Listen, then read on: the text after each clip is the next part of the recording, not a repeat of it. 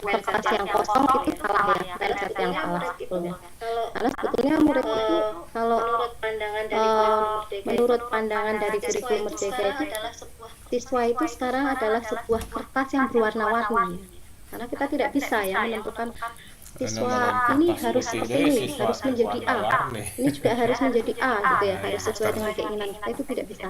Karena kalau kita melihat tadi ya, ada latar belakang, kemudian ada profil belajar yang kemarin sudah dibahas ya, gaya belajarnya itu juga sangat mempengaruhi ya karakteristik dari siswa itu sendiri. Nah, sehingga tidak bisa kita pukul rata ya, gitu ya. Nah, kemudian kenapa PBL tadi ya? Ini akan terjadi pembelajaran yang bermakna. Jadi di sini peserta didik itu belajar memecahkan suatu masalah, maka akan menerapkan pengetahuan yang dimilikinya atau berusaha mengetahui pengetahuan yang diperlukan. Kemudian pembelajaran itu juga bisa lebih bermakna ya. Di mana di sini itu situasi di mana konsep itu diterapkan. Jadi di sini siswa itu dilatih untuk memiliki keterampilan dalam memecahkan masalah. Nah, apakah memecahkan masalah itu kalau diterapkan dalam matematika bisa? Nggak boleh. Dikit. Nggak boleh.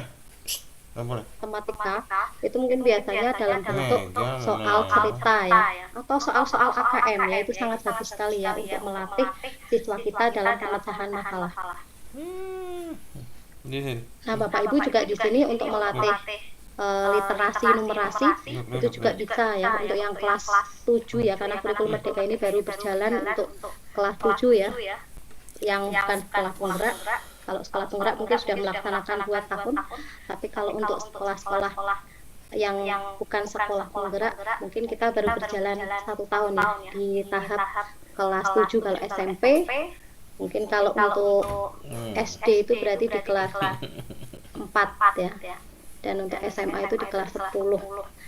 Nah, maka di situ memang sangat dibutuhkan ya. Jadi anak-anak itu kita latih juga dalam pemecahan masalah. Kemudian di situ juga anak-anak dilatih juga dalam mengerjakan soal-soal AKM, walaupun dia masih kelas 7 kalau di SMP ya. Artinya kan AKM-nya di kelas 8, tapi harus kita biasakan.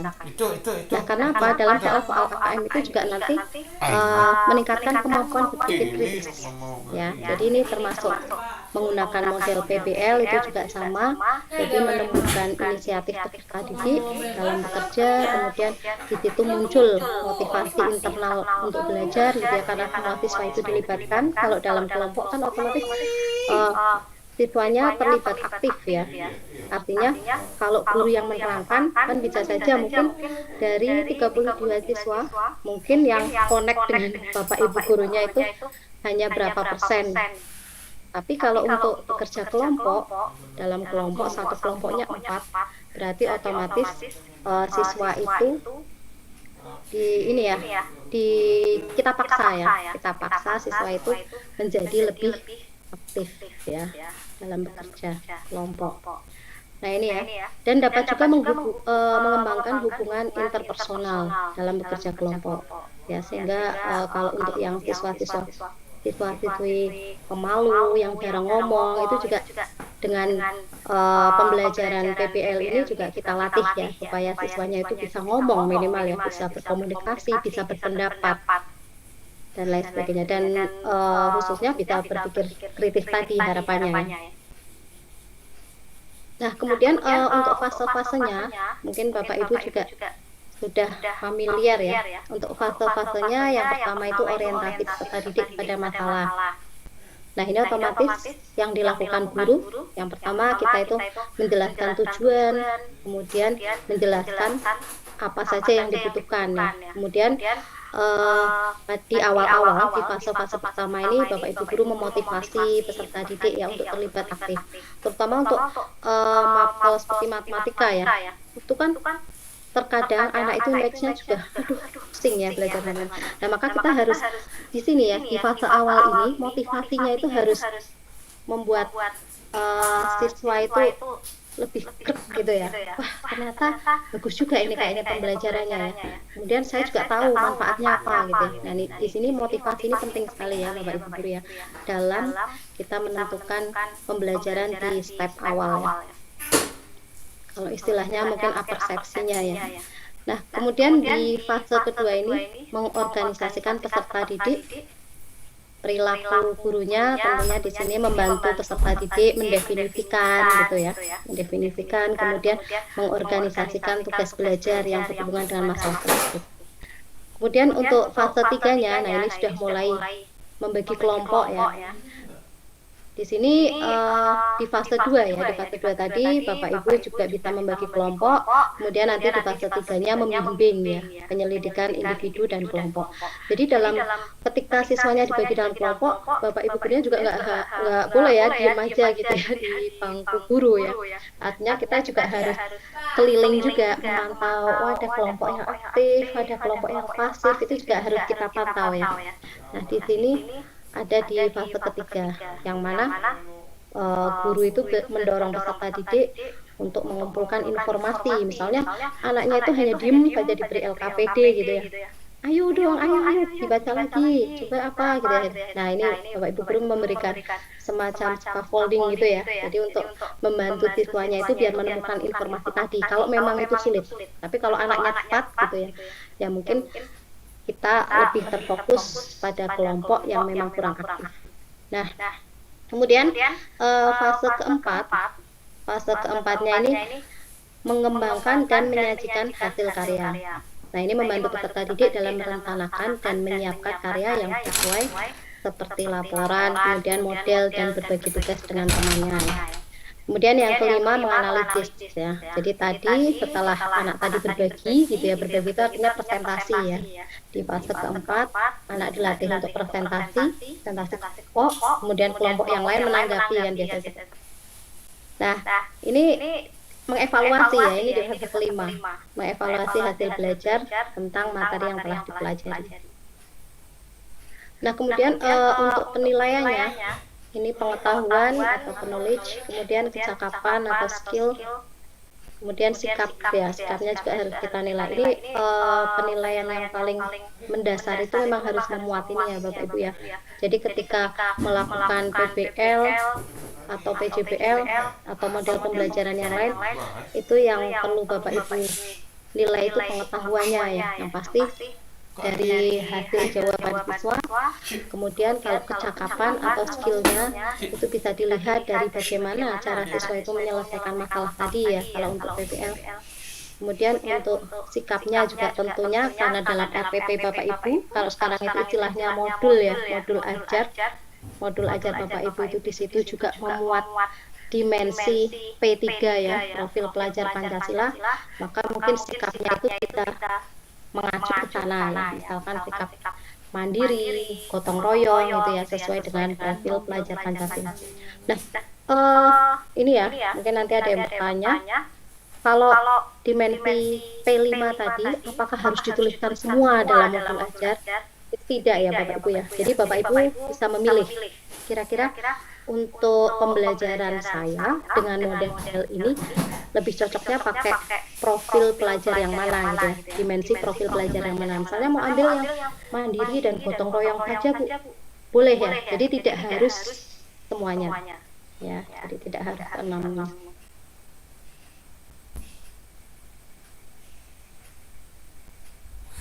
Nah ini ya Bapak Ibu. Kemudian untuk penjelasan mengenai penilaian, ini penilaian terhadap penguasaan pengetahuan ya. Jadi tadi kan ada pengetahuan, kemudian ada kecakapan atau skill ya, keterampilan ya, sama aja, kemudian ada sikap.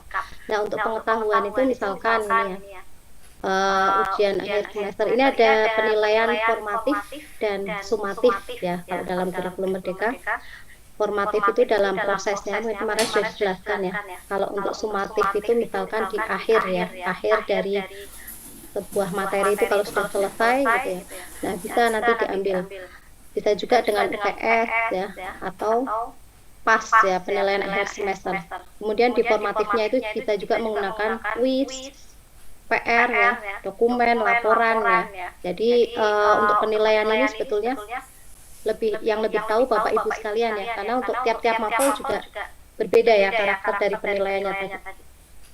Nah, kemudian untuk keterampilan, kecakapan itu diukur dari penguasaan alat bantu pembelajaran ya. Jadi di sini baik software, hardware-nya ya, kemudian kemampuan dalam merancang tadi ya. Kemudian untuk penilaiannya, ini lebih menitik beratkan pada penguasaan soft skill dan karakter sesuai profil pelajar Pancasila ya. Jadi tadi ya Bapak Ibu ya, kalau di RPP-nya itu di situ memuat profilnya itu misalkan mandiri, kreatif, gotong royong gitu ya. Maka penilaian sikapnya juga ya yang memuat dimensi tadi ya, ketiga dimensi tadi.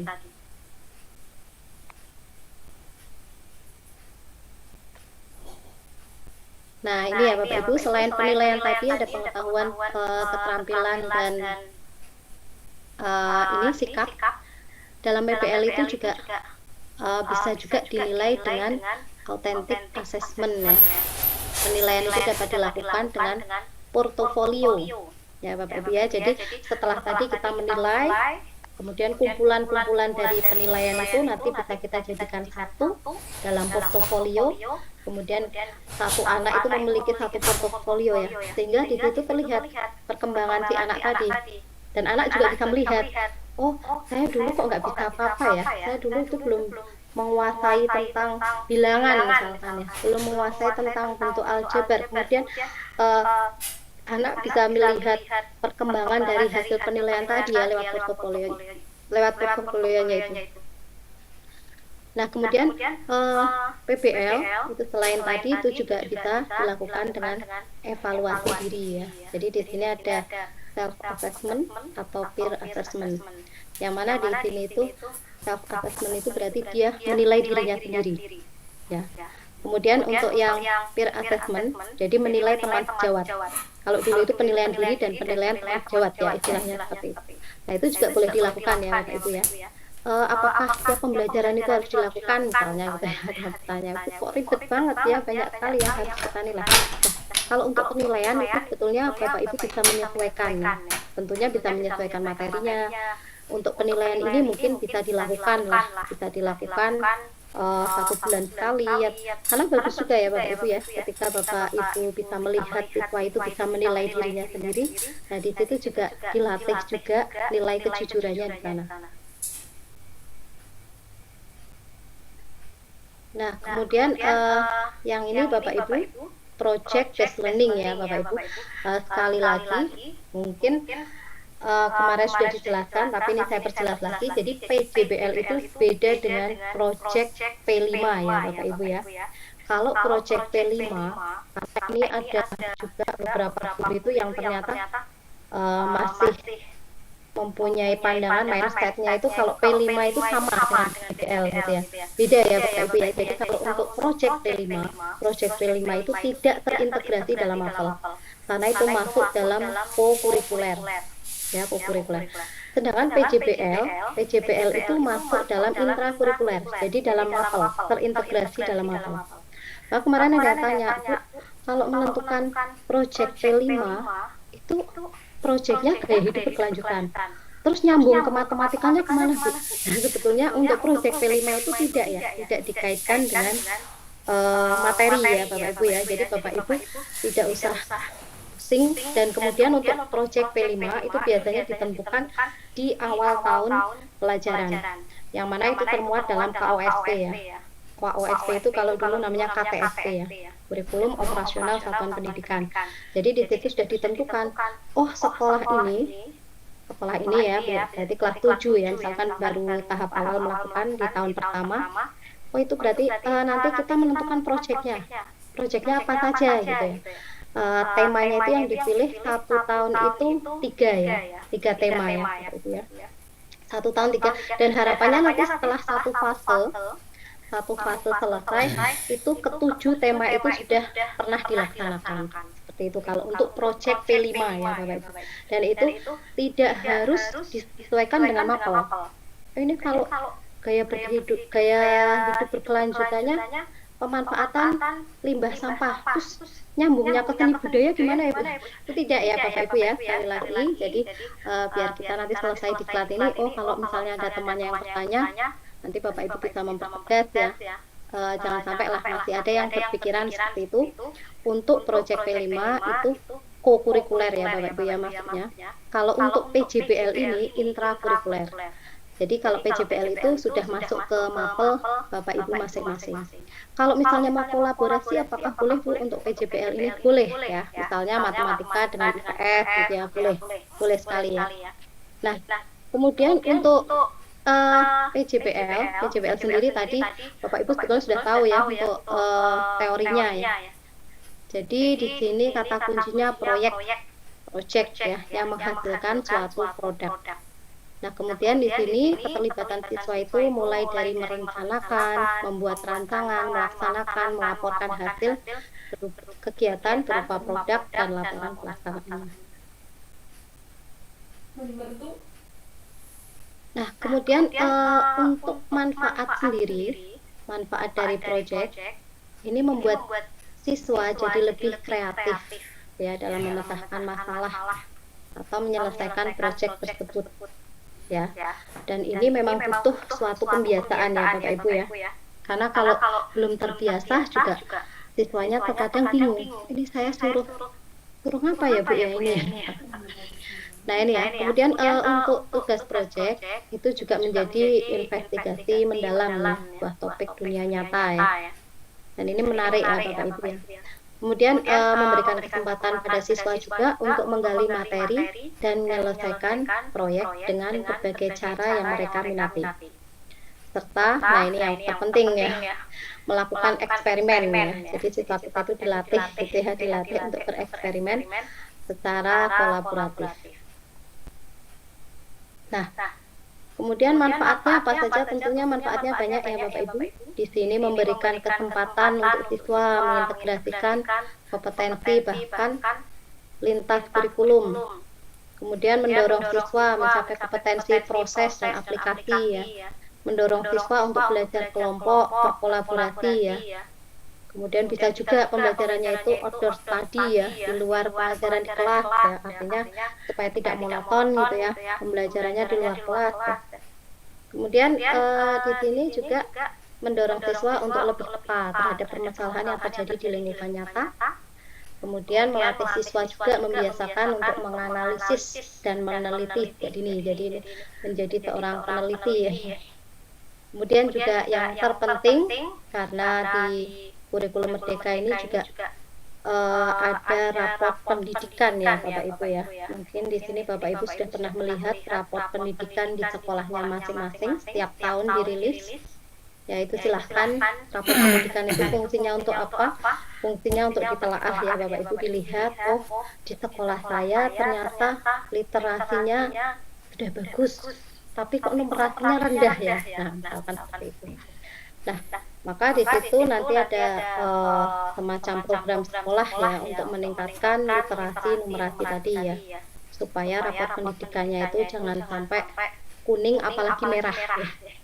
Nah biasanya kalau merah itu juga nanti dari dinas pendidikan kota itu juga aduh kok raportnya merah ya gitu. Itu ya Bapak Ibu ya. Sehingga di sini kalau dari Bapak Ibu guru itu juga melakukan pembelajaran seperti ini, artinya PJBL ya, ini maka siswanya itu cenderung lebih berpikir kritis, kemudian kreatif juga, dan yang pasti dia juga memiliki kemandirian ya. Artinya tidak selalu dituntun oleh Bapak Ibu guru. Nah, kemudian keuntungannya memberikan pengalaman kepada peserta didik, pembelajaran dan praktik dalam mengorganisasi proyek, kemudian menyediakan pengalaman belajar yang melibatkan peserta didik secara kompleks dan dirancang untuk perkembangan sesuai dunia nyata. Nah, kemudian juga di sini peserta didik itu belajar mengambil informasi dan menunjukkan pengetahuan yang dimiliki ya, kemudian diimplementasikan dalam dunia nyata. Itu yang paling penting ya. Pembelajaran kontekstual ya, seperti kemarin yang sudah dijelaskan. Nah, kemudian di sini juga membuat suasana belajar itu menyenangkan ya, artinya tidak membosankan ya Bapak Ibu ya, apalagi kalau misalnya proyeknya itu dilakukan di luar kelas seperti itu ya, anak disuruh merancang, kemudian anak meneliti gitu ya, tapi pembelajarannya itu di luar kelas, nah, itu menjadi sangat menyenangkan, sehingga peserta didik itu bisa menikmati ya proses pembelajaran tadi. Nah, kemudian untuk langkah-langkah PJBL-nya, ini di sini yang pertama pertanyaan mendasar, kemudian menyusun perencanaan proyek, menyusun jadwal proyeknya, kapan akan diselesaikan, memonitoring, kemudian menguji hasil, dan mengevaluasi. Nah, ini saya singkat-singkat aja ya Bapak Ibu. Langkah kerjanya di sini, yang pertama untuk pertanyaan mendasar, jadi aktivitas guru. Ini ya, guru itu menyampaikan topik dan mengajukan pertanyaan bagaimana cara memecahkan masalah. Nah, kemudian peserta didiknya mengajukan pertanyaan, mengajukan pertanyaan mendasar, apa yang harus dilakukan terhadap topik atau pemecahan masalah tadi. Kemudian mendesain perencanaan produk, jadi guru memastikan setiap peserta didik dalam kelompok itu memilih dan mengetahui prosedur pembuatan proyek tadi. Jadi setelah menentukan proyeknya seperti apa, nanti guru itu memilih ya, atau memastikan peserta didiknya itu bisa memilih dan mengetahui prosedur pembuatan proyeknya. Nah, kemudian apa yang dilakukan peserta didiknya? Yang dilakukan peserta didiknya berdiskusi ya, menyusun rencana pembuatan proyek, pemecahan masalah, meliputi pembagian tugas. Nah, di sini penting ya, karena apalagi kalau untuk siswa SD ya, SMP saja, ini saya belum ngajinya di SMP, itu juga ketika membagi tugas itu kadang belum bisa ya. Kemarin mungkin sudah dibahas, ada kelompok yang homogen dan heterogen ya Bapak Ibu ya. Nah, sebetulnya ada plus minusnya sih. Kalau untuk kelompok yang homogen, yang sering kita coba yang heterogen ya. Sehingga di sini dalam satu kelompok itu biasanya didominasi anak itu ya, anak itu yang mengerjakan, anak itu yang mengumpulkan, anak itu yang presentasi, anak itu pula yang menjawab pertanyaan. Seperti itu ya Bapak Ibu. Maka mungkin sekali-kali dibutuhkan tadi ya kelompoknya itu yang homogen ya, dilihat dari kecakapannya, apakah dia itu mahir, sedang, kemudian atau kurang. Tetapi sekali lagi Bapak Ibu ya, ketika Bapak Ibu mengelompokkannya seperti itu, mengelompokkan dalam artinya anak-anak yang kurang di sebelah sini, anak-anak yang sedang, kemudian anak-anak yang mahir gitu ya. Nah, ketika mengelompokkan dengan kategori demikian, itu jangan sampai anaknya tahu ya Bapak Ibu. Karena kalau anaknya tahu, nanti mereka itu bisa minder. Kok saya dikelompokkan di anak-anak yang nggak bisa, berarti saya ini bodoh kan gitu ya. Kadang ada anak yang merasa begitu. Nah, catatan mungkin Bapak Ibu kan sudah mengelompokkan ya, setelah melakukan tes diagnostik awal, Bapak Ibu sudah mengelompokkan anak-anak yang kategori kurang, sedang, mahir. Nah, catatan itu Bapak Ibu simpan baik-baik ya, artinya Bapak Ibu pegang dan jangan sampai ada anak yang ya tentunya ketika membagi kelompok pun langsung sebut nama gitu aja. Jadi jangan sampai anak itu tahu, oh ternyata saya dibedakan gitu ya. Itu jangan sampai, itu yang agak harus hati-hatinya di situ ya Bapak Ibu. Kemudian di sini menyusun jadwal. Tentunya guru dan peserta didik itu membuat kesepakatan ya, jadwal pembuatan proyek itu kira-kira kapan, pengumpulannya juga ini harus disepakati di awal. Nah, kemudian memonitor keaktifan dan perkembangan proyek. Guru juga memantau ya keaktifan peserta didik selama melakukan proyek, apakah semuanya sudah terlibat atau belum. Kemudian memantau realisasi perkembangan dan membimbing ya jika mengalami kesulitan. Tentunya tidak dilepas saja ya. Maka pembelajaran berbasis proyek ini otomatis memaksa Bapak Ibu guru itu untuk menjadi fasilitator dalam pembelajaran. Kalau pas anak-anaknya melakukan proyek kan ketika Bapak Ibu guru duduk saja, misalkan duduk manis saja di bangku, itu otomatis kan nggak bisa, karena mesti anak-anak tanya, Bu ini gimana? Otomatis memaksa kita untuk menjadi fasilitator pembelajaran tadi. Nah, sehingga project based learning ini sangat disarankan ya. Kalau saya ngomong diwajibkan ya, mungkin nanti yang ngomong dari kementerian saja ya. Jadi ini disarankan ya, artinya disarankan penuh kepada Bapak Ibu guru untuk melakukan project. Nah, tentunya apakah setiap pembelajaran itu pakai project, Bu. Nah, logikanya gini ya. Jadi karena project itu membutuhkan waktu, kemudian sementara mungkin materi esensial pun masih banyak gitu ya, misalkan yang harus diselesaikan. Nah, tidak selalu menggunakan project ya Bapak Ibu. Maka ini diselang-seling, mungkin bisa PBL, bisa diseling-seling ya.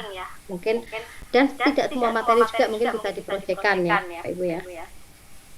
Jadi Bapak Ibu nanti bisa memilih kira-kira materi mana kemudian yang akan menggunakan model pembelajaran project. Kemudian tadi setelah dimonitor, menguji hasilnya ya, yaitu guru berdiskusi tentang prototype project, memantau keterlibatan peserta didik, kemudian mengukur ya ketercapaian standarnya. Oh, apakah anak-anak ini sudah bisa ya? Misalnya projectnya itu menghitung atau mungkin mengukur tinggi tiang bendera ya, kalau matematika gitu ya. Nah itu ya. Nah kemudian yang terakhir itu evaluasi ya, evaluasi pengalaman belajar. Nah ini tentunya dalam setiap model, dalam setiap pembelajaran, itu terutama dalam implementasi kurikulum Merdeka, itu harus dilakukan refleksi ya Bapak Ibu ya. Di situ maaf Bapak Ibu, ini saya agak tutup. Jadi di situ nanti terlihat apakah pembelajaran ini efektif, kemudian apakah butuh perbaikan, juga ini terlihat dalam refleksi. Dan yang melakukan refleksi itu siswa melakukan refleksi, guru juga melakukan refleksi. Nah, kemudian kelemahan PJBL ya, Bapak Ibu ya. Untuk kelemahan PJBL, tentunya gini ya, Bapak Ibu. Di sini juga karena saya sebagai guru juga ya, sudah pernah melaksanakan gitu, tentunya bisa merasakan juga ya. Jadi setiap model itu mungkin ada kelebihan, ada kelemahannya. Mungkin di sini peserta didik yang memiliki kelemahan dalam melakukan penelitian gitu ya, atau percobaan dan pengumpulan informasi itu akan mengalami kesulitan. Kemudian kemungkinan adanya peserta didik yang kurang aktif dalam kerja kelompok. Nah ini tugas Bapak Ibu guru ya, untuk mengaktifkan peserta didik tadi. Nah kemudian kelemahan PJBL yang lain itu biasanya waktu menyelesaikannya itu cukup lama ya, karena dengan periode tertentu ya, tidak langsung bisa selesai satu pembelajaran. Nah kemudian untuk penilaiannya, penilaian project, ini juga kegiatan penilaian suatu tugas harus diselesaikan dalam periode atau waktu tertentu. Kemudian ini juga investigasi ya, dari perencanaan, pengumpulan data, ini juga setiap prosesnya itu bisa dinilai ya Bapak Ibu ya, dalam melakukan pembelajaran project. Nah ini apa saja yang harus dipertimbangkan? Itu yang pertama, kemampuan pengelolaan. Jadi dalam memilih topiknya itu juga harus sudah bisa dipahami juga bagi siswanya. Kemudian mencari informasi dan mengelola waktu, pengumpulan data serta penulisan laporannya. Jadi di sini siswa itu juga dilatih dalam menyusun sebuah laporan tadi ya, laporan hasil proyeknya. Nah kemudian yang perlu pertimbangan juga relevansinya ya, kesesuaian dengan mata pelajaran. Jadi proyeknya sudah sesuai belum dengan mata pelajarannya gitu ya. Artinya tidak keluar dari konteks, artinya masih sesuai ya dengan yang dipelajari gitu. Nah kemudian keaslian ya, keaslian. Jadi proyek itu dilakukan peserta didik merupakan hasil karyanya, artinya bukan karya temannya ya gitu ya. Nah dengan mempertimbangkan kontribusi guru berupa petunjuk dan dukungan terhadap proyek peserta didik. Nah ini ya Bapak Ibu ya, sudah selesai pemaparan saya. Mohon maaf ya ini, nah saya memang masih kurang enak badan ya. Sudah 2 hari ini ya, batuknya ini kadang nggak bisa dikontrol. Nah ini ada pantun buat Bapak Ibu guru sekalian di seluruh tanah air. Menanam padi pada siang, mengambil ikan untuk dimakan. Guruku, setiap hari engkau berjuang untuk pendidikan dan kemanusiaan. Dan satu lagi, awan putih dengan langit biru, sungguh indah menawan hati. Terima kasih Bapak Ibu guru, karena nanti juga Bapak Ibu telah berbagi pengalaman kepada kami. Itu saja mungkin saya kembalikan kepada Mbak Ana. Mohon maaf. Assalamualaikum warahmatullahi wabarakatuh. Waalaikumsalam warahmatullahi wabarakatuh. Terima kasih Bu Irma sudah memberikan ilmu yang luar biasa, menarik tadi ya. Bapak Ibu gimana? Cukup bermanfaat ya Bu ya? Terima kasih sekali lagi Bu Irma. Oke, sebelum kita ke sesi tanya jawab, sebelum ke sesi tanya jawab, saya mengucapkan terima kasih kepada Bapak Ibu sekalian yang sudah berpartisipasi ya di dalam kegiatan diklat ini. Nah, agar semakin semangat, kami akan mengumumkan nama Bapak Ibu yang memenangkan hadiah menarik berupa merchandise dari kami. Nah, merchandise ini akan kami kirimkan dalam 2 hingga 3 minggu ke depan. Berikut ini adalah nama peserta yang mendapatkan merchandise dari diklat online.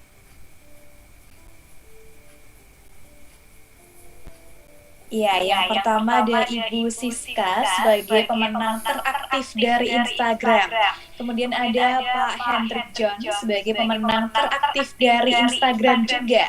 Kemudian ada Bapak Hasan, pemenang teraktif dari Zoom.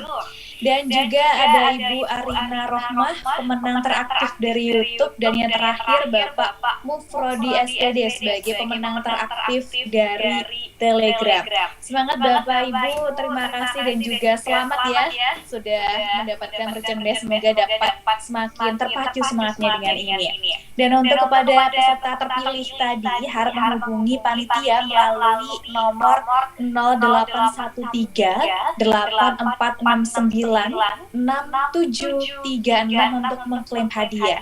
Kembali saya ulangi untuk nomornya di 0813 8469 6736. Dan mohon perhatian untuk Bapak Ibu untuk menghindari ya penipuan atau hal yang tidak diinginkan dengan mengikuti aturan dari kami. Yang pertama yaitu tim diklat online tidak akan menghubungi peserta terkait hadiah. Yang kedua, tim diklat online tidak meminta biaya atau tebusan apapun atas hadiah yang kami kirimkan. Dan yang ketiga, selain 5 pemenang yang kami umumkan di sini, tidak ada tambahan pemenang dalam kegiatan ini. Mohon diperhatikan Bapak Ibu ya, dan terima kasih. Kementerian Pertahanan Ukraina melaporkan 560 tentara Rusia dialihkan dalam sehari terakhir.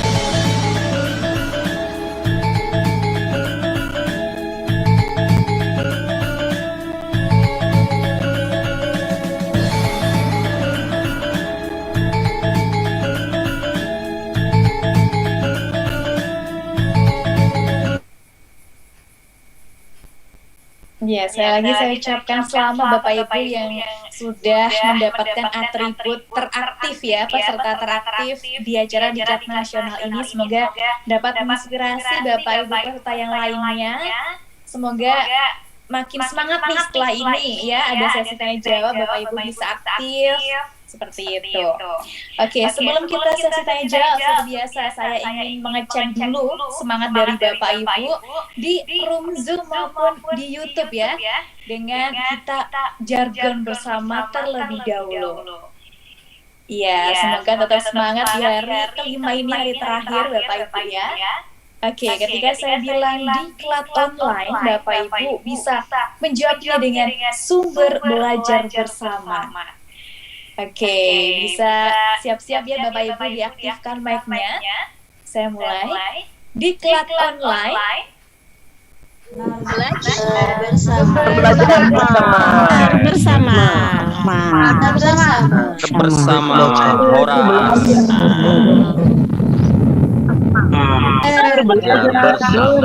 Belajar bersama. Belajar bersama. Oke, luar biasa nih Bapak Ibu, ternyata semangatnya masih oke nih ya sampai dengan detik ini gitu. Iya, baik, kita ke sesi tanya jawab ya Bu Irma. Untuk sesi tanya jawab yang pertama kita akan melakukannya di room Zoom terlebih dahulu. Untuk Bapak Ibu yang ingin bertanya, silahkan untuk raise hand dan diaktifkan kameranya. Dan Bapak Ibu sekalian yang mungkin ingin bertanya di Mentimeter, silahkan ya bertanya di Mentimeter yang telah dibagikan oleh panitia. Begitupun untuk Bapak Ibu yang streaming di YouTube juga bisa bertanya melalui link Mentimeter. Oke, Bapak Ibu yang bertanya di room Zoom silahkan. Oke, ini ada dari Ibu Febrianti Kamisa. Ya, silahkan Bu. Silakan diaktifkan mic-nya. Baik, Assalamualaikum warahmatullahi wabarakatuh. Waalaikumsalam warahmatullahi wabarakatuh. Ya, saya ingin bertanya, pada model pembelajaran proyek bahasa learning ini, PJBL, kan merupakan suatu penggerak yang unggul untuk membantu siswa dalam memecahkan suatu soal atau masalah. Saya izin bertanya, misalnya pada pembelajaran matematik terdapat soal berbentuk cerita melalui rangkaian kegiatan bersama atau kelompok berdasarkan proyek masalah atau data real hasil observasi langsung. Menurut Ibu sebagai pendidik, bagaimana jika terdapat siswa yang bermasalah dalam soal berbentuk cerita seperti pada slide kelemahan PJBL itu yang tadi? Bentar. Pada slide PJBL, nah bagaimana cara menghadapi anak yang seperti itu dan bagaimana metode yang baik untuk menunjukkan pemecahan masalahnya? Terima kasih. Oke, terima kasih Bu Febrianti sudah bertanya. Untuk Bu Irma, silahkan untuk langsung dijawab, Bu. Iya, terima kasih Bu Febrianti Kamisa. Ini dari jenjang SMP, SD atau SMA? Halo Bu Febri. Halo Bu Febri. Ya, gini ya Bu Febri. Iya Bu, kalau saya kebetulan dari RA. Oh TK ya Bu ya?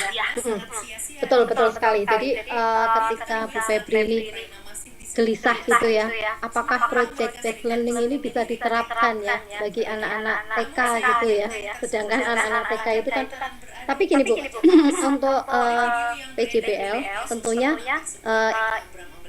Bu Febri ini kan bisa langsung tahu ya bagaimana karakter dari peserta didiknya. Tapi kalau untuk karakter dari TK sendiri, kalau saya melihat di situ mungkin bisa ya Bapak Ibu ya, sebetulnya bisa langsung observasi ya, observasi secara langsung.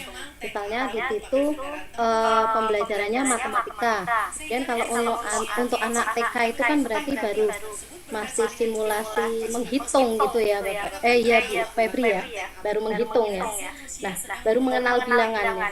Nah, nanti Bu Febri ini bisa juga, ayo anak-anak sekarang untuk proyeknya kita menghitung ya, menghitung berapa jumlah tanaman di luar kelas gitu ya, tanaman atau mungkin berapa jumlah apa ya yang ada di situ ya, buku gitu ya, dihitung coba ya. Nanti kalau yang menghitungnya paling tepat, nah mungkin itu juga bisa mendapat penilaian yang paling bagus ya. Karena kalau untuk anak TK itu sebetulnya dia diajak untuk outdoor study itu lebih tenang ya. Apalagi kalau misalnya sekarang itu banyak sekali di RA itu kayak semacam outing kelas ya, untuk RA, untuk anak SD itu ya. Nah tujuannya seperti itu, mengenalkan pembelajaran itu secara kontekstual, artinya secara langsung pada dunia nyata gitu ya. Kalau anak-anak TK tentunya ya tidak membuat laporan ya seperti anak SMA mungkin ya, setelah melakukan proyek kemudian nanti diminta untuk membuat laporan. Nah, TK kan menulis saja kan belum bisa ya. Tentu proyeknya berbeda ya Bu ya. Tapi kalau di RA atau TK itu memang malah lebih banyak ke permainan tadi. Nah, permainan tadi itu juga sudah kalau menurut saya itu juga sudah merupakan sebuah proyek sendiri ya bagi Ibu. Atau mungkin Ibu bisa saja memberi nomor-nomor ya. Misalnya di situ ada sampahnya ada 3 gitu ya. Diberi nomor 1, 2, 3 itu untuk pengenalan bilangan. Nah, itu si anak juga bisa mengenal secara langsung ya. Itu juga apa Bu, latihan numerasi juga. Jadi pembelajaran numerasi, penerapan atau pembiasaan numerasi itu juga bisa pakai numbering ya. Atau mungkin diajak bermain ini ya, ular tangga ya. Mainan ular tangga itu cocok sekali untuk anak TK ya kan, pasti mereka lebih senang mainnya di luar gitu ya, di luar kelas pakai MMT ular tangga gitu. Nah, tentunya akan lebih lebih mengenal sebetulnya. Oh, berarti anak lebih mengenal bilangan itu secara langsung seperti itu Bu. Jadi tentunya tidak berat ya seperti tadi ya, menyusun laporan, dokumen itu anak TK mungkin tidak sampai seperti itu Bu Febri ya. Ya, jadi Ibu jangan berpikir yang sulit. Mungkin Ibu sudah melakukan proyek sebetulnya ya, tapi mungkin Ibu sudah melakukan proyek gitu. Memang banyak Bapak Ibu guru itu yang seperti itu ya. Bu, saya itu sudah gini-gini Bu, terutama guru IPA ya, kadang konsultasi. Nah itu Bu, Ibu itu sudah melakukan proyek, tapi mungkin peserta didiknya belum dilatih untuk menyusun laporan. Kalau anak SMP kan bisa ya Bu. Minimal SMP lah ya. Kalau SD itu mungkin ya SD yang kelas atas ya, 4, 5, 6 mungkin yang bisa menyusun laporan. Tapi kalau untuk anak 1, 2, 3 itu ya masih bermain proyeknya tadi. Tidak masalah Bu itu ya. Dan untuk guru TK, guru RA itu juga lebih banyak ke media pembelajaran ya. Jadi tidak melulu memegang buku gitu ya kalau anak-anak untuk RA itu. Ini seperti itu ya Bu ya. Lebih banyak media pembelajarannya. Ya, Bu Ana, saya kembalikan ke Mbak Ana. Iya, terima kasih Bu Irma. Untuk Ibu Febri, gimana? Apakah sudah terjawab?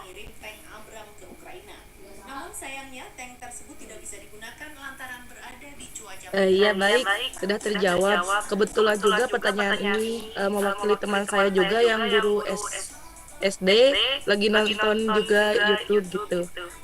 Jadi terjawab Bu. Terima kasih Bu. Iya, terima kasih Bu Febri. Oke, kita beralih ke penanya berikutnya. Bapak Ibu yang ingin bertanya silakan untuk raise hand dan juga diaktifkan kameranya. Oke, ini ada dari Bapak dengan nama ininya SMK Santa Matilda. Iya, silahkan. Baik, selamat malam. Assalamualaikum warahmatullahi wabarakatuh. Waalaikumsalam, selamat malam. Ya, silahkan. Ya, ini sesuai penjelasan dari Ibu tadi, dikatakan PBL itu masuk dalam kurikuler, sedangkan PJBL intrakurikuler. Ya, kemudian yang mau saya tanyakan untuk penilaiannya Bu, yang masuk kan kebetulan saya dari SMK Sekolah Kejuruan, dan kebetulan saya juga guru produktif atau guru kejuruan. Untuk penilaian di PBL tadi kan dikatakan 1 tahunnya itu dirancang untuk pembelajaran. Penilaiannya itu apakah semua mata pelajarannya itu penilaiannya sama atau berbeda? Kemudian untuk PJBL-nya itu kan masuk dalam intrakurikuler. Apakah waktu yang kami butuhkan dalam 1 tahun itu juga ditargetkan atau sesuai dengan mata pelajarannya? Mungkin itu saja Bu. Baik, terima kasih Bapak. Mohon maaf, namanya siapa Bapak? Bapak Beto. Oke, Bapak Beto, terima kasih sudah bertanya. Oke, untuk Bu Irma silahkan langsung dijawab. Ya, terima kasih Mbak Ana. Ini terima kasih pertanyaannya untuk Pak Virtu. Tapi mungkin ini ya Pak ya, mungkin tadi yang ditanyakan, berarti Pak Beto ini agak salah paham sedikit ya. Tadi saya menjelaskan untuk yang co-kurikuler itu bukan PBL Pak, tapi Project P5. Jadi yang Project P5 ya. Karena di sini kebanyakan Bapak Ibu guru itu ya adalah beberapa itu yang mindsetnya itu PJBL itu sama dengan Project P5. Nah itu sebetulnya berbeda ya, bukan PBL ya Pak ya, bukan PBL. Ya, jadi bukan PBL. Yang saya maksudkan tadi sudah saya jelaskan itu yang co-kurikuler itu Project P5. Project P5 itu yang ada temanya itu Pak, tema sesuai dengan profil pelajar Pancasila. Jadi ada 7 tema tadi ya Pak ya. Di antaranya ada gaya hidup berkelanjutan, kewirausahaan, itu yang Project P5. Project P5. Nah itu dalam satu tahun itu ada 3 tema ya Pak ya. Jadi harus menentukan 3 tema dalam 1 tahun. Sehingga nanti kalau untuk SMK itu kan ada 3 jenjang ya, kelas 10, 11, 12. Nah itu harus selesai 7 tema tadi. Itu yang Project P5 ya Pak, bukan PBL Pak. Project P5 tadi saya ngomong. Nah kalau yang PJBL, Project Based Learning, itu yang intrakurikuler. Jadi yang PJBL ini yang intrakurikuler yang terintegrasi dalam mapel. Sehingga itu harus mindset Bapak Ibu harus ini ya. Untuk step awal itu memang harus sudah tahu kalau Project P5 dengan PJBL itu berbeda ya. Artinya tidak sama. Jadi kalau yang digembor-gembor, mungkin yang sering dianu, Project P5 itu tidak terintegrasi mapel Pak. Artinya di situ yang penting sesuai dengan temanya ada 7 ya. Nanti mungkin bisa membuka lagi ya. Kemudian ada kewirausahaan gitu ya, gaya hidup berkelanjutan. Kemudian ada juga 7 tema tadi harus selesai dalam satu fase. Dalam satu fase kalau untuk SMK itu berarti 3 tahun ya. 3 tahun itu harus 7 tema itu terpenuhi. Ini yang Project P5 ya Pak ya, Pak Berto ya. Bukan PBL Pak. Kalau PBL itu sama kayak PJBL Pak. Jadi itu yang untuk pelajaran, gampangannya seperti itu. Jadi PBL dan PJBL itu yang kita ajarkan gitu ya saat di kelas. Gitu ya, yang di situ sesuai dengan mapelnya. Kalau matematika proyeknya tentunya tadi ya mungkin Bu Febri ya tadi. Kalau matematika mungkin misalkan menghitung suatu benda ya anak TK. Kalau mungkin anak-anak SMP gitu membuat video tentang aritmatika sosial gitu. Nah itu yang PJPL Pak. Jadi yang bukan Project P5. Kalau Project P5 karena dalam kurikulum Merdeka ini memang banyak yang ini ya, apalagi di awal-awal. Kalau yang sekarang mungkin Bapak Ibu guru sudah lebih memahami ya, sudah banyak yang sudah paham ya. Tapi pada waktu awal itu masih banyak yang bingung ya antara Project P5 dengan PJBL. Kalau PJBL itu sudah ada kurikulum 2013 ya, karena itu model pembelajaran, salah satu model pembelajaran yang kita lakukan di kelas. Nah, tadi untuk penilaiannya, jadi ini Pak Beto sudah paham ya Pak ya? Ini bukan PBL Pak, tapi Project P5 yang masuk co-kurikuler. Oh iya. Terima kasih Ibu atas penjelasannya. Ya, kalau yang PJBL itu yang kita laksanakan di kelas ya Pak ya. Jadi ada PJBL, ada Discovery Learning, ada Jigsaw, kan model pembelajaran banyak tuh ya Pak ya.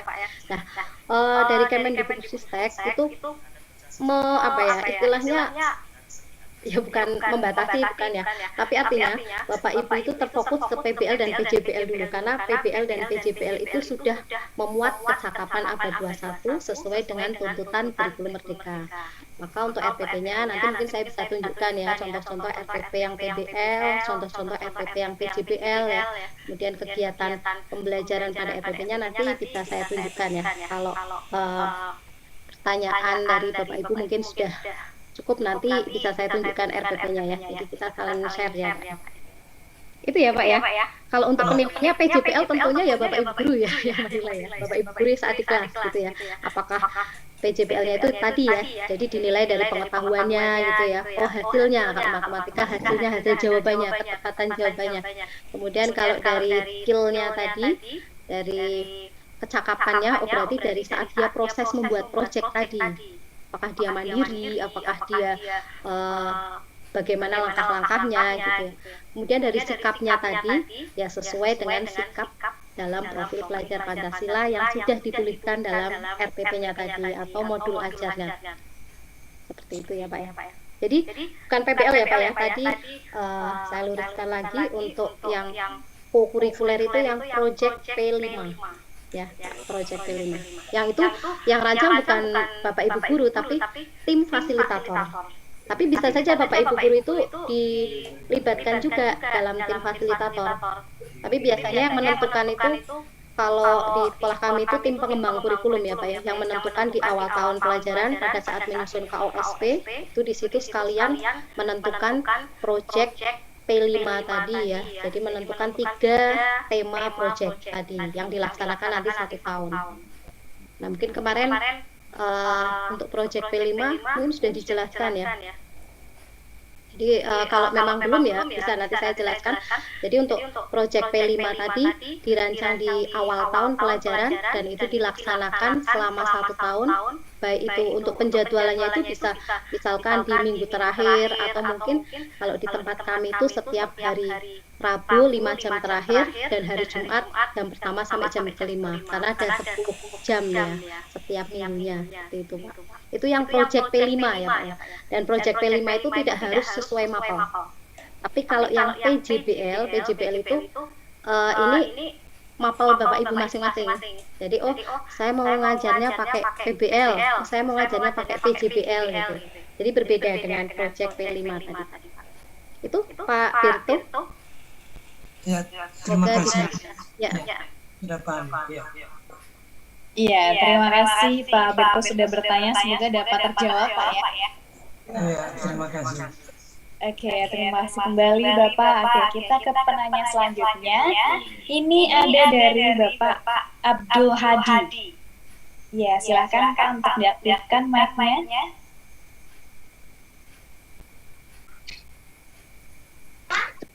Ya, terima kasih. Assalamualaikum warahmatullahi wabarakatuh. Waalaikumsalam warahmatullahi wabarakatuh. Saya dari awal sampai akhir yang kelima saya tetap mengikuti diklat ini.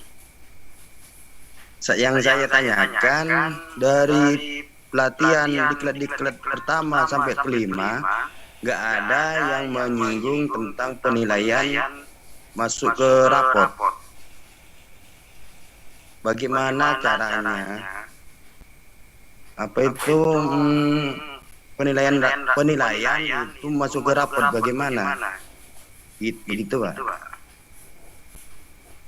Oke, baik, terima kasih Pak Abdul Hadi. Untuk Bu Irma bagaimana Bu, bisa langsung dijawab? Ya, terima kasih Pak Abdul Hadi. Mungkin ini juga mewakili dari pertanyaan Bapak Ibu guru yang lain, mungkin yang masih bingung juga ya mengenai cara menyusunnya ke dalam rapotnya. Tapi untuk semester ganjil kemarin, Pak, di sekolahnya Pak Abdul Hadi ini sudah pakai kurikulum merdeka ya Pak ya? Kebetulan saya belum. Karena saya ngajar kelas 5. Di sekolah kami cuma kelas 1 dan kelas 4 yang IKM. Oh ya, gini Pak Abdul Hadi. Jadi untuk rapotnya, rapot dari kurikulum merdeka sendiri itu sebetulnya dibuat lebih simpel ya. Setelah saya melihat kalau dulu itu kita menilai ini ya Pak dari beberapa penilaian ya perencanaan gitu ya. Tapi kalau untuk rapot kurikulum merdeka ini memang ketika melihat outputnya itu hanya 1 nilai, kemudian di situ ada deskripsinya ya, ada deskripsinya. Nah, untuk deskripsinya juga di situ ada deskripsi, kita ambil deskripsi yang tinggi yang sudah terpenuhi dan ada deskripsi yang kurang tadi.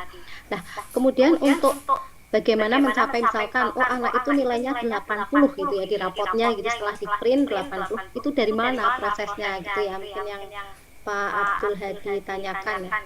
Jadi nilai 80 itu munculnya dari mana? Dari nilai harian tadi, Pak. Di situ ada tes formatif dan ada tes sumatif. Ya, jadi untuk tes formatifnya tadi ya sudah saya kasih beberapa contohnya, bisa itu penilaian pakai kuis. Kalau formatif itu prosesnya ya, Pak ya. Jadi bisa penilaian kuis, kemudian bisa juga nilai tugas ya, tugas itu nanti jadi nilai formatif.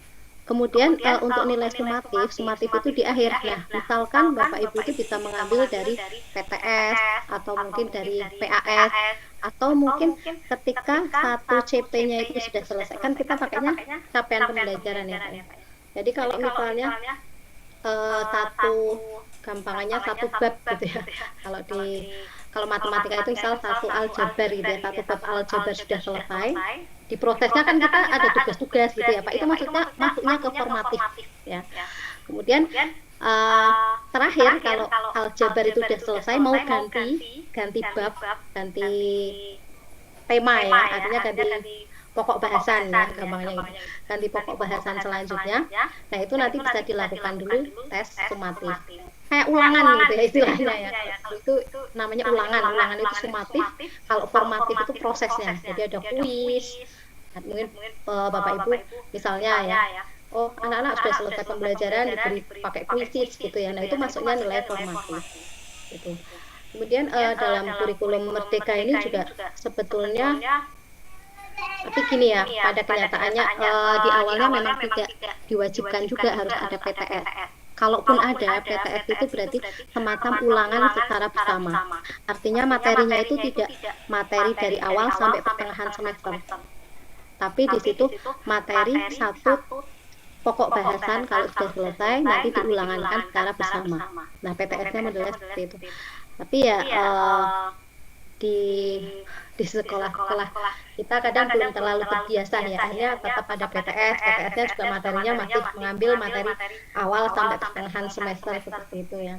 Nah padahal kalau dalam kurikulum Merdeka sendiri itu tes formatif itu harian gitu ya, kemudian setelah selesai, setelah TP-nya tercapai, TP itu tujuan pembelajarannya tercapai satu TP gitu ya, nah maka itu disumatifkan seperti itu. Nah kemudian dari hasil itu dirata-rata, jadi dirata-rata semua sehingga muncullah nilai dalam e-raport tadi, nilai 80 tadi misalkan ya contoh. Kemudian ini sekalian yang saya sambung karena terkait dengan nilai itu kan ada yang tanya juga, sekarang kan nggak ada KKM ya.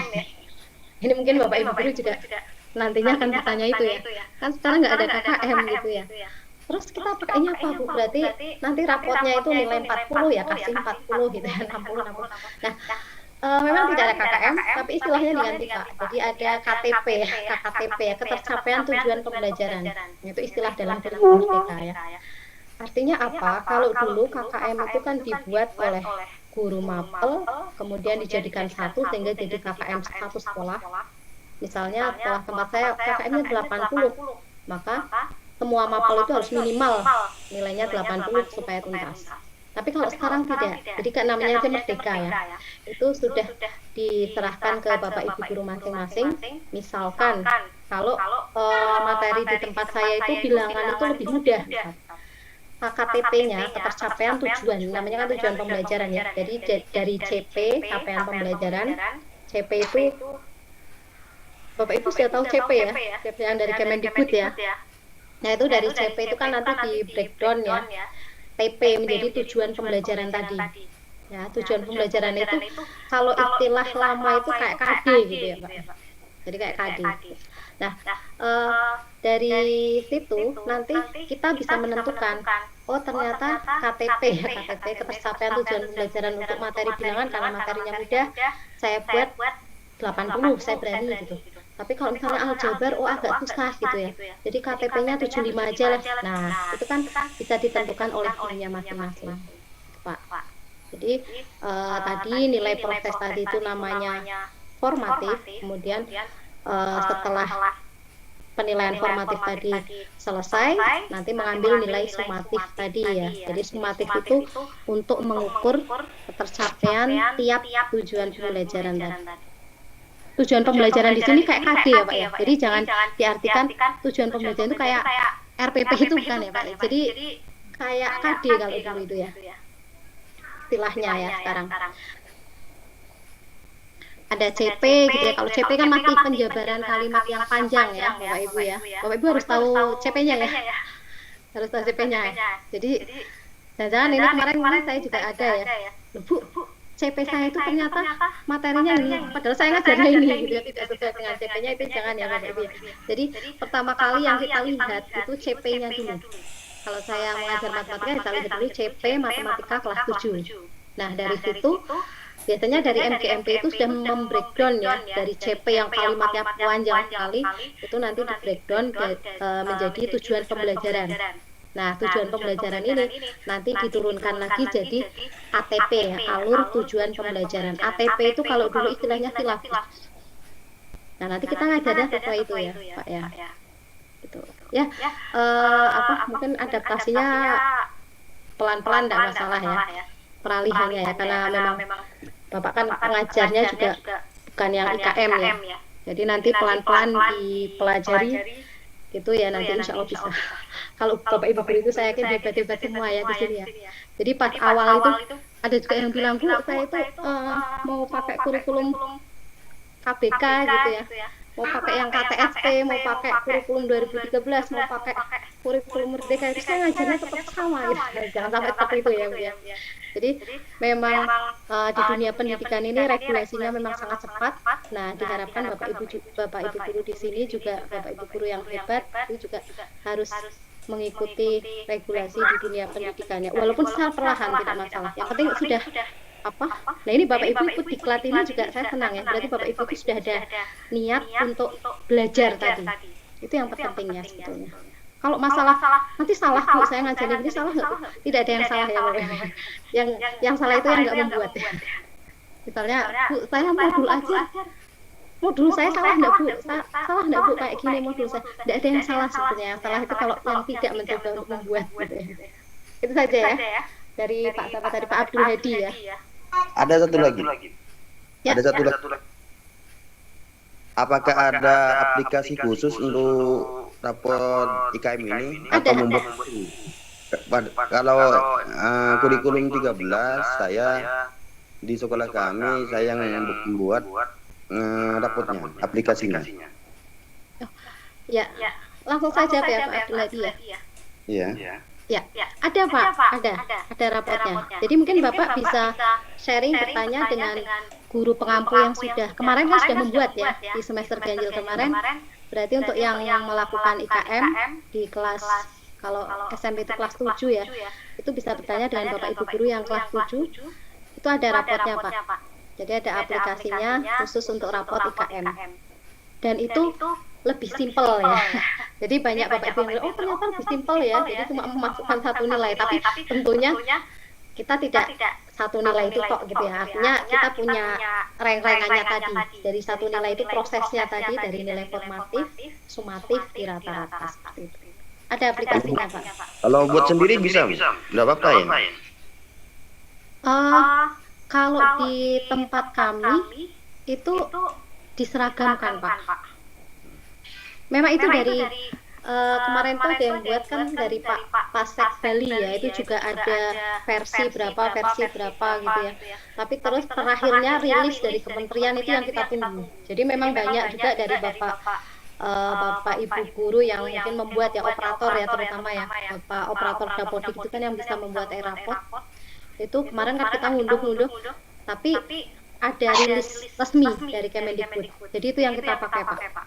Karena takutnya mungkin kalau misal menggunakan aplikasi lain, takutnya nanti ya ini saya juga belum tahu ya, karena kemarin kan baru nyoba 1 semester. Takutnya nanti nggak nge-link dan sebagainya gitu. Seperti kita menggunakan e-raport yang resmi dirilis resmi dari Kemendikbud. Itu Pak Abdul Hadi. Berarti Pak Abdul Hadi ini jos ya membuat e-raport sendiri ya Pak ya. Jenjangnya apa Pak ini? SMK atau SMP? SD kelas 5 kan? Oh iya, dari kelas 5 ya Pak. Iya. Hebat membuat raport sendiri Pak. Oke, terima kasih Bu Irma sudah menjawab pertanyaan dari Pak Abu Hadi. Untuk Pak Abu Hadi, bagaimana? Apakah sudah terjawab, Pak? Oke, sudah. Terima kasih Bapak sudah sharing sekaligus bertanya tadi. Oke, Bu Irma, kita beralih terlebih dahulu di pertanyaan yang ada di Mentimeter.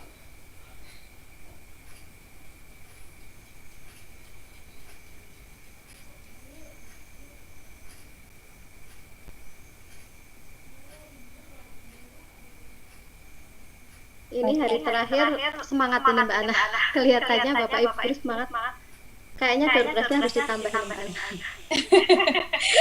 Luar biasa, memang dari kemarin dari hari pertama sampai hari kelima ini luar biasa Bu. Iya, Semangat dari Bapak Ibu peserta ini.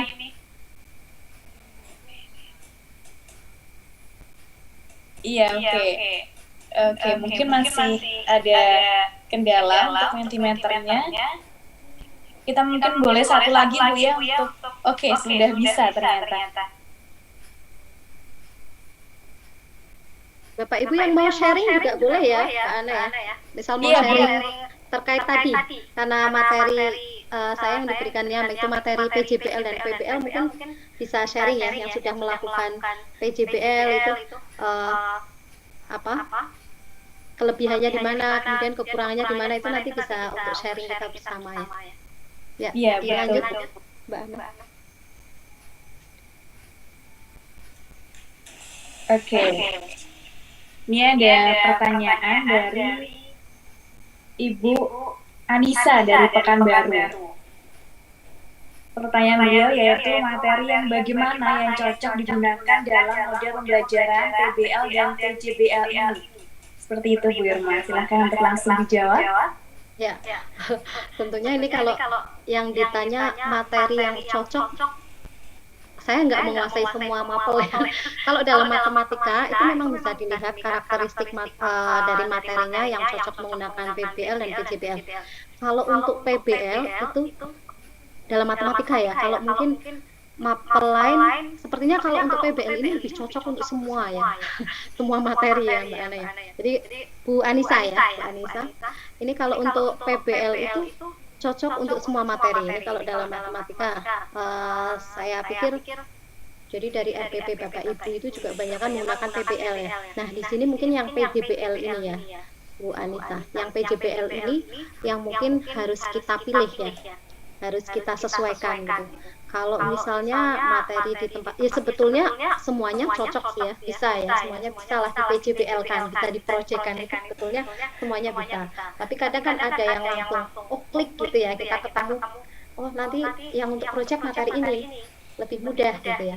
Tapi kalau untuk PBL semua cocok, karena kan di situ lebih menekankan pada berbasis masalah tadi.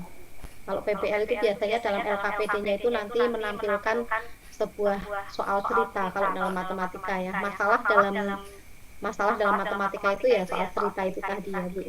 Tapi kalau untuk PJBL itu biasanya kalau pada materi saya itu saya pilih ya. Misalnya aritmatika sosial gitu ya. Di situ lebih mudah di PJBL kan ya daripada yang aljabar misalkan ya, bentuk aljabar gitu. Kalau yang bentuk aljabar kelihatannya kurang cocok nih untuk PJBL gitu ya. Walaupun misalnya kalau kita cari gitu ya, mungkin bisa aja ya. Tapi susah sih Bu gitu ya nyarinya gitu yang PJBL. Kalau PJBL yang kita pilihkan itu di situ karena di situ terkait dengan produk dan apakah produk itu harus selalu benda bukan seperti itu. Kalau matematika kan agak susah ya. Kalau di PJBL kan yang harus berkaitan dengan produknya tadi benda ya. Artinya di sini produk di sini itu juga tidak selalu benda ya Bu ya. Sekali lagi untuk PJBL, kemudian misalnya kita mengukur hasil ukurannya tadi itu juga dalam bentuk produk yang bisa dilaporkan. Jadi tidak selalu menghasilkan produk itu namanya benda ya, benda utuh. Kalau mungkin seni budaya gitu ya bisa ya membuat patung gitu ya proyeknya. Itu wujudnya apa patungnya tadi. Tapi kalau matematika itu tidak selalu benda ya yang dihasilkan produknya itu tadi.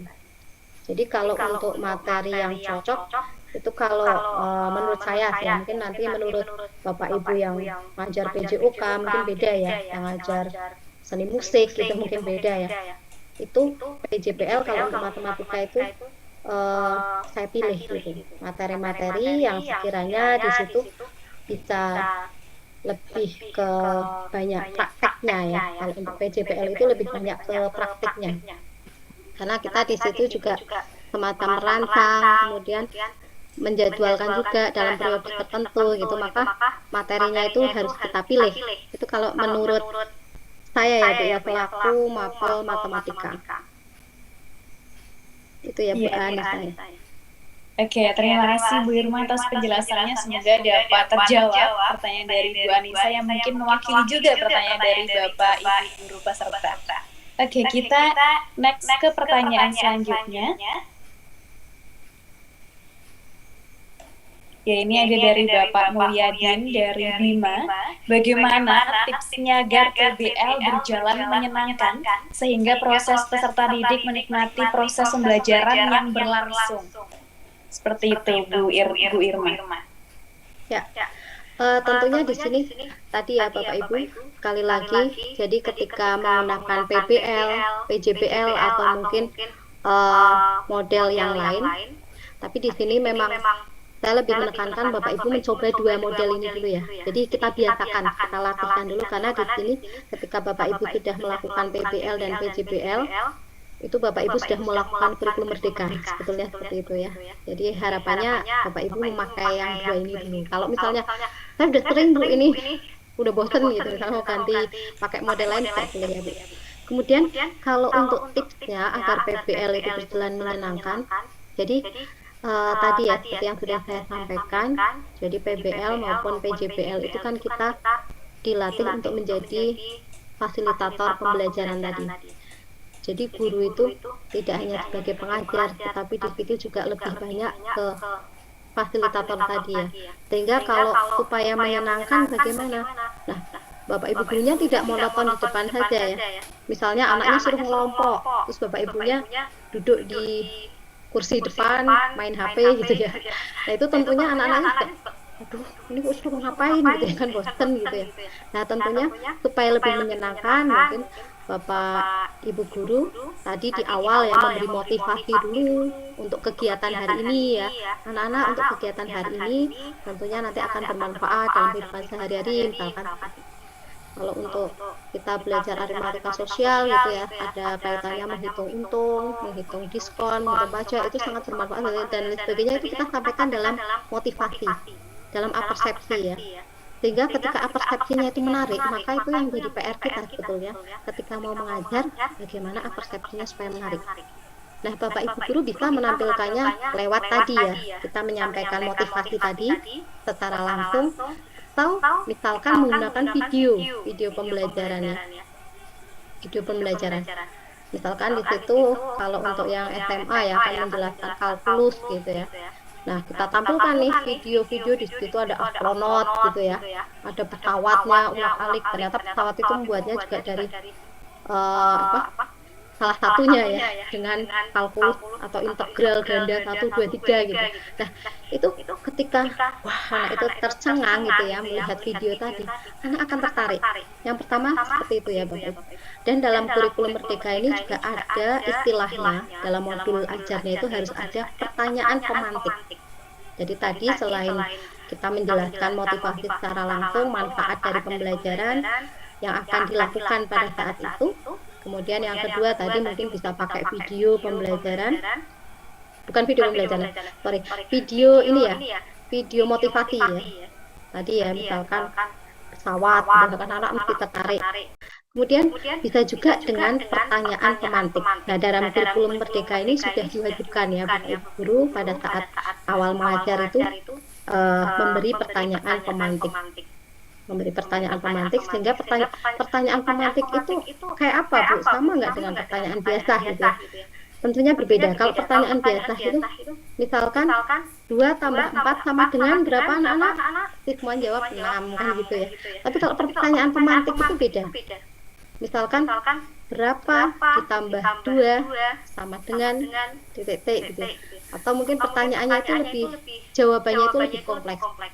Bagaimana gitu ya, bagaimana cara membuat roti gitu ya, bagaimana cara membuat roti gitu ya. Itu kemudian anak-anak nanti kan menjelaskan, oh ini bu seperti ini seperti ini. Nah, ketika jawabannya itu variatif, jawabannya itu banyak, maka itulah yang disebut pertanyaan pemantik tadi, sehingga itu juga menarik perhatian siswa. Jadi kalau dari awal itu kita memberikan tadi sebuah pemantik, kemudian sebuah motivasi gitu ya, dengan tadi ya beraneka cara tadi. Nah, nanti insya Allah mungkin peserta didik itu akan lebih menikmati ya dalam pembelajarannya tadi.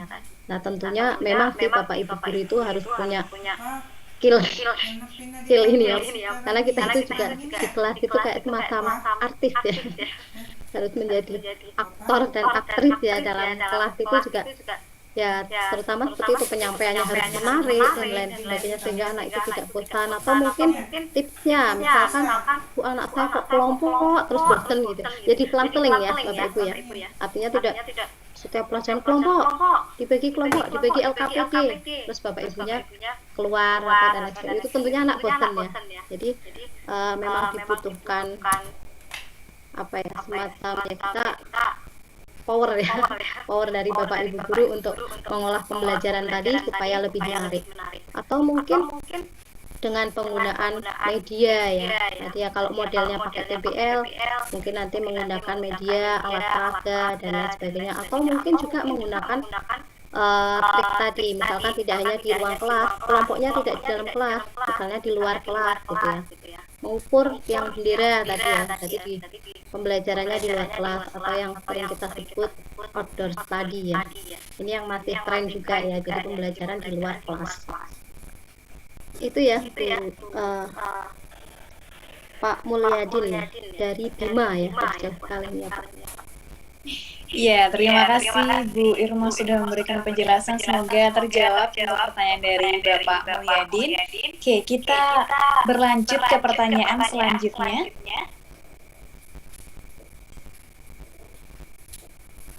Iya, ini ada Ibu Rahma, masa sekolah Madrasah Ibtidaiyah Kabupaten Takalar. Pertanyaan beliau yaitu bagaimana penilaian anak yang kurang aktif dalam pembelajaran proyek. Seperti itu Bu Irma, silahkan.